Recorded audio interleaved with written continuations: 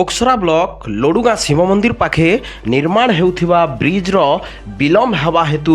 आज ई दिन देखवाके मिलुछे जेनटा कि वर्तमान लोडुगा ब्रिज निर्माण हेबारे विलम्ब हेबारु जेन एप्रोच रास्ताटा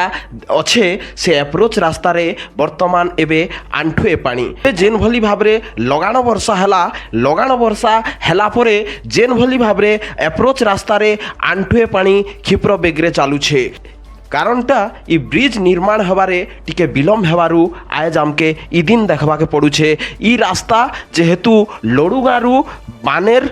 जपाटना मुखीगुड़ा के संजोग हिचे इ रास्तारे दिन दिन हजार हजार लोग जीवा आसबा करसन जेहेतु लोडुगा होछे वाणिज्यर पेंठस्थली जेनटा कि किणा बिका करवा लगी लोग हजार हजार लोग इ लोडुगा के आयसन आउ किणा बिका कर जासन जेनटा इ रास्ता होछे मुख्य रास्ता। इ रास्ता रे सदा बेले बड़ बड़ गाड़ी ठारू आरंभ करी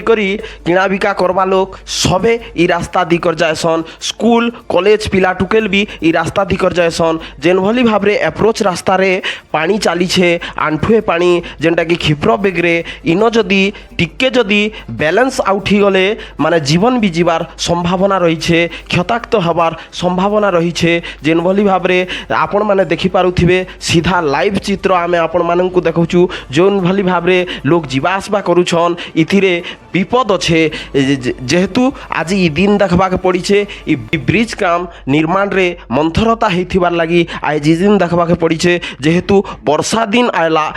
दिन आसला परे एबे तक काम नहीं सरला फलरे जेन भली भाबरे आपण माने देखि पारुथिबे पेन जेन भली भाबरे माने खेत रु ए जोर रु जनता आसुछे जेन भली भाबरे क्षिप्र गति रे पेन आसुछे माने गाड़ी टिके स्लिप ही गले माने ब्रिज तल के पलई जिवे हेंता परिस्थिति अच्छे आपण माने छोट छोट छुआ माने इयाडे ट्यूशन स्कूल पढ़वा लगी आसा जा होउछन दिन हजार हजार लोग इ रास्ता रे यातायात करूछन जीवा आबारे बहुत असुविधार सम्मुखीन हवा के पड़ुछे केते जल्दी इ ब्रिज निर्माण हवा जेहेतु वर्षा दिन आला एंता लगाण वर्षा जदि रहबा बेले इ रास्ता रे जदि ब्रिज कंप्लीट नहीं हवा बेले इ रास्ता रे यातायात संपूर्ण भाव रे ठप ही जीवा जेहेतु लोडुगा हेउछे बिजनेस रो पेंठस्थली जेनटा कि वाणिज्यर पेंठस्थली बोली सारा ओडिसा रे परिचित इ जगह के दिन हजार हजार लोग बिजनेस करवा लगी आयसन किणा बिका करवा लगी आयसन जेते जल्दी इ ब्रिज कामटा निर्माण सरबा सेते जल्दी